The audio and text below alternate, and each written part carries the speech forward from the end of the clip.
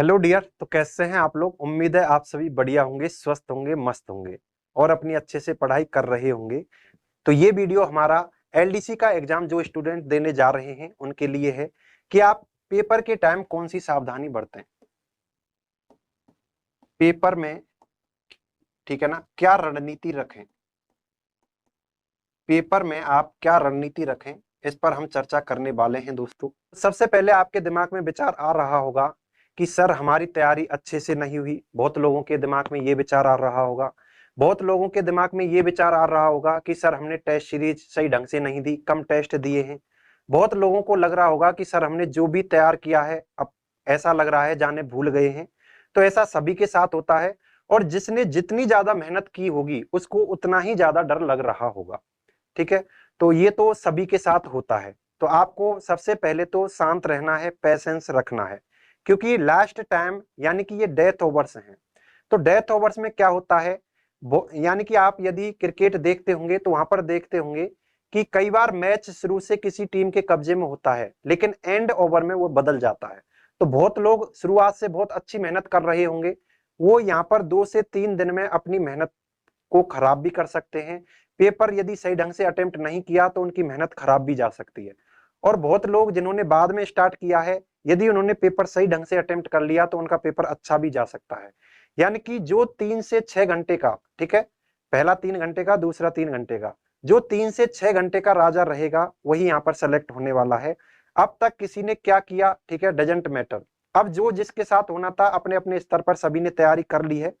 तो सबसे पहले तो आपको क्या करना है, पेशेंस रखना है, यानी कि धैर्य रखना है, पॉजिटिव वातावरण रखना है, नेगेटिव लोगों से दूर रहना है,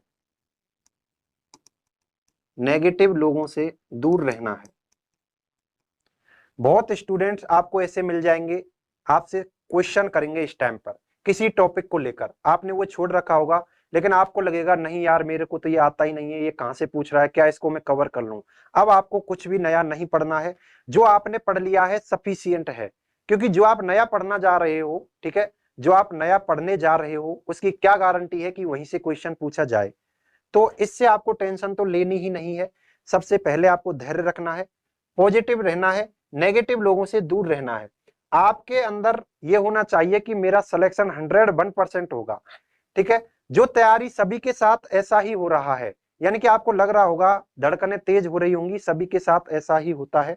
अब आगे आप क्या करें, जो भी आपने पढ़ा है, जो भी आपने पढ़ा है, अब आप उसकी फिनिशिंग देना स्टार्ट कर दो। ठीक है। जो भी आपने पढ़ा है, जो छोड़ा है छोड़ दिया, जो आपने पढ़ा है, जो तैयार किया है, उसकी फिनिशिंग देना स्टार्ट कर दो। फिनिशिंग का मतलब क्या है दोस्तों, एक सब्जेक्ट उठाओ, एक साथ उसको कवर कर दो, उसके बाद दूसरी सब्जेक्ट उठाओ कवर कर दो, तीसरी उठाओ कवर कर दो। ठीक है। जो आपको पढ़ना है 2 से 3 दिन के अंतर्गत आप सभी को क्या है, फिनिशिंग रोल में ले आओ। ठीक है। सभी को फिनिश करो। अब आप नया की तरफ मत जाओ, कुछ भी नया नहीं करना है आपको, जो आपने पढ़ा है उसको फिनिशिंग करना है। ठीक है। यानी कि इस तरह से करना है कि सब कुछ कवर है। अब लास्ट के 1-2 दिन आपको क्या करना है, लास्ट का जो दिन है, जैसे मान के चलो कल आपका पेपर होने वाला है, उससे पहले आपको क्या करना है, उससे पहले यानी कि शाम के टाइम की मैं बात कर रहा हूं, सुबह से आप पढ़ना स्टार्ट करोगे। जो जो आपको ऐसा लग रहा है कि मैं भूल सकता हूं, तो उस दिन आपको वही कवर करना है। और जिसका वेटेज ज्यादा है, ठीक है, जिसका वेटेज ज्यादा है जिन चीजों का, उसको पढ़ना है। यानी कि इस दिन आपको क्या करना है, मैथ्स के फॉर्मूले याद करने हैं, केमिस्ट्री के कुछ फॉर्मूले हैं वो याद करने हैं। इन चीजों में आपको दिमाग दौड़ाना है। और आपके जैसे वन वर्ड हैं, ठीक है, वन वर्ड इंग्लिश में आपको वन वर्ड ही देखने हैं, सिनोनिम एंटोनिम्स के पीछे मत भागना। आप कितना भी तैयार कर लेना, यदि नहीं आया तो नहीं आएगा। ठीक है। वन वर्ड आपके सिलेबस से, आपने जो कंटेंट तैयार किया है वहां से फंस जाएगा। सिनोनिम और एंटोनिम्स की कोई गारंटी नहीं है। तो जैसे कल आपका एग्जाम है, उससे पहले आपको मैथ्स के फॉर्मूले जितने भी हैं, जो जो टाइप्स हैं, ऊपर ऊपर से आपको देखना है। साइंस के फॉर्मूले हैं, उनको आपको ऊपर ऊपर से देखना है। इंग्लिश में आपको वन वर्ड वगैरह ये देखने हैं। ठीक है। और हिंदी में आपके जितने भी मुहावरे, पर्यायवाची और ये जितनी भी सारी चीजें जो आपको याद करने वाली होती हैं, उससे एक दिन पहले ये देखनी है।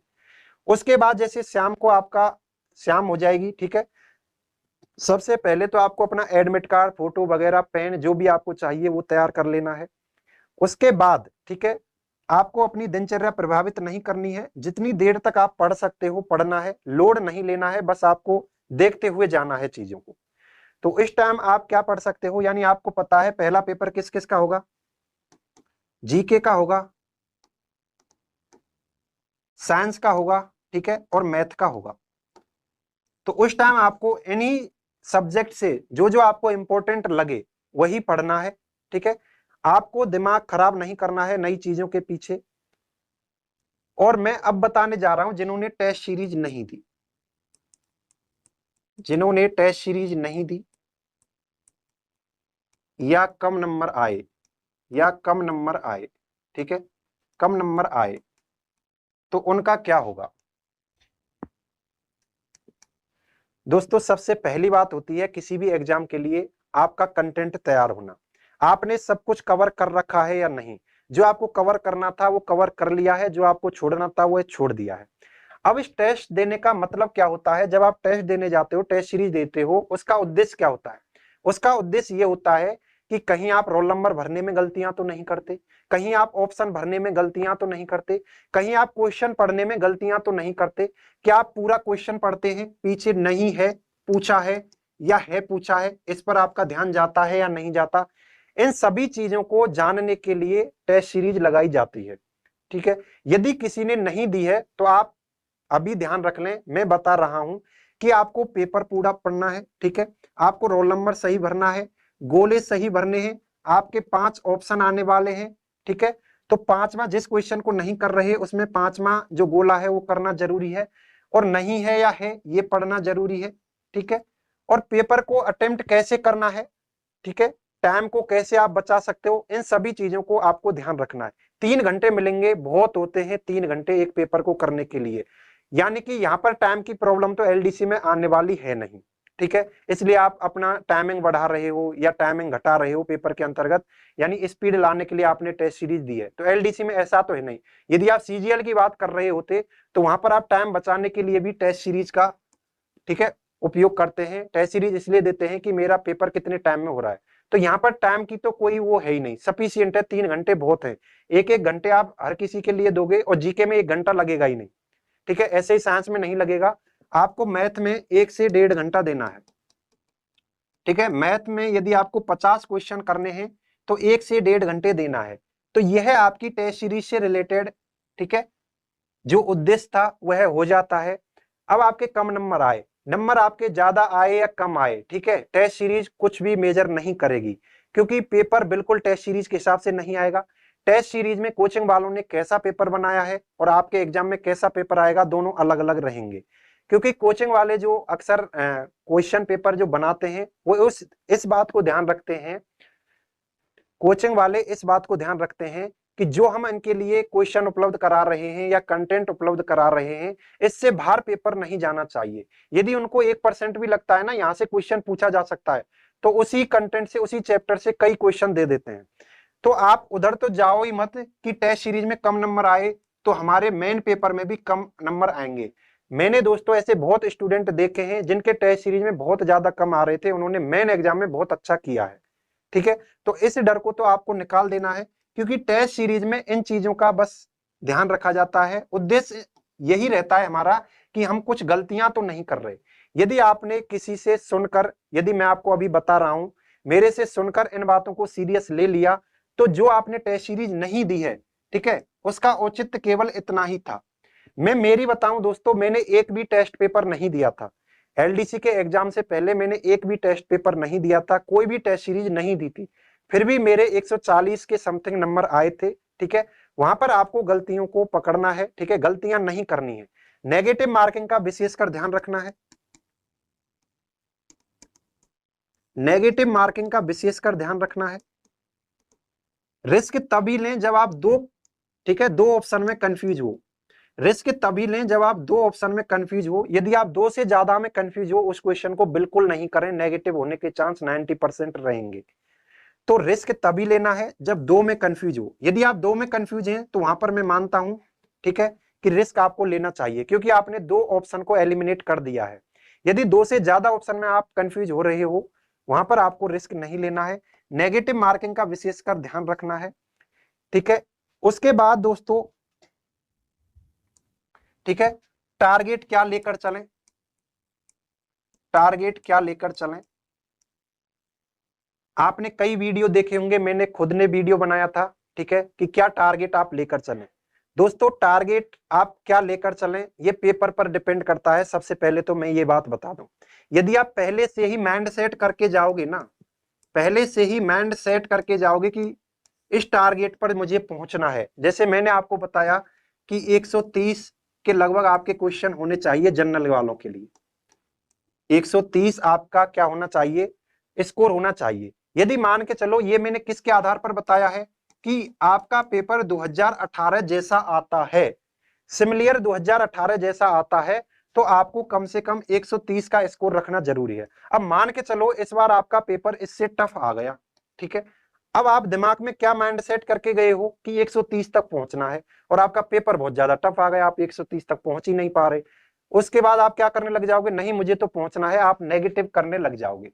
तो ये भी आपको ध्यान रखना है, ठीक है। पहले से ही माइंड सेट बनाकर नहीं जाएं। जो क्वेश्चन होने वाले होंगे वो होकर रहेंगे, जो नहीं होने वाले होंगे वो नहीं होंगे। आप टारगेट कुछ भी नहीं कर सकता। अब टारगेट पहले बनाया जाता है, तैयारी किस हिसाब से करनी है, ठीक है, क्या कोर्स अपन को कवर करना है, उस टाइम पर टारगेट बनाया जाता है।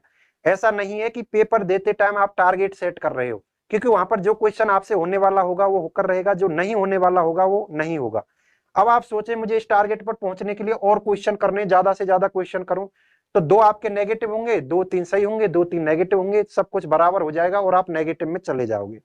तो पहले से ही आप माइंड सेट, ठीक है, नहीं करके जाएं, कोई टारगेट नहीं लेकर जाएं, किसी भी प्रकार का कोई टारगेट नहीं लेकर जाएं। आपने जो पढ़ा है, यदि उससे कोई क्वेश्चन हो रहा है करते जाएं, नहीं हो रहा है छोड़ते जाएं, ठीक है। और पेपर अटेम्प्ट करने का तरीका क्या रखा जाए, पेपर अटेम्प्ट का तरीका क्या रखा जाए, कि पेपर को कैसे अटेम्प्ट किया जाए। तो मैं मानता हूं, यदि आप साइंस बैकग्राउंड से हैं तो आपका मैथ्स क्या होगा, मजबूत होगा। तो ये दोस्तों, ये जो क्वेश्चन है पर्सन टू पर्सन डिपेंड करता है, लेकिन सबसे अच्छा जो तरीका मुझे लगा कि आप सबसे पहले जीके को कर सकते हैं, उसके बाद आप जीएस को कर सकते हैं। पहले पेपर की मैं बात कर रहा हूं, फर्स्ट पेपर की, और सबसे लास्ट में आप मैथ को ले सकते हैं। क्योंकि जीके और जीएस में क्या होता है, ठीक है, क्वेश्चन पढ़ते ही आपका आंसर निकल जाएगा कुछ ही सेकंडों के अंतर्गत। तो जीके को आप जल्दी से खत्म कर सकते हैं, जीएस को भी जल्दी से कवर आप कर सकते हैं। तो यहां से आप टाइम बचा सकते हैं, और उस टाइम को कहां दे सकते हैं, मैथ के अंतर्गत। यदि आपको 50 क्वेश्चन करने हैं दोस्तों, तो आपको 1 से 1.5 घंटा चाहिए, ठीक है, 1.5 घंटा तो चाहिए आपको, 1 से 1.5 घंटा आपको मैथ के लिए बचना चाहिए, ठीक है। यदि आप 50 क्वेश्चनों को सभी को अटेम्प्ट करना चाहते हो और सभी को करना चाहते हो, यदि आपका मैथ स्ट्रॉन्ग है, तो आपको यहां से 1.5 घंटा बचाकर लाना है ऊपर से, ठीक है, यहां से जल्दी जल्दी खत्म करना है। और दोस्तों आपको घबराना नहीं है, मैं पहले ही बता दे रहा हूं, जीएस के अंतर्गत टेक्नोलॉजी वाले क्वेश्चन हैं, ठीक है। जीएस के अंतर्गत यानी साइंस के अंतर्गत टेक्नोलॉजी वाले क्वेश्चन 10 से 15 के बीच में आएंगे। ये ऐसे क्वेश्चन हैं, ठीक है, कैसे भी क्वेश्चन आ सकते हैं, ये किसी भी लेवल तक जा सकते हैं। तो आपने यदि हमारी वीडियो ली होंगी, ठीक है, तो यदि वहां से क्वेश्चन आ रहा है तो आपसे हो जाएगा, यदि नहीं आया है वहां से क्वेश्चन, तो आप ये श्योर कर लेना कि किसी से सॉल्व नहीं होने वाला है।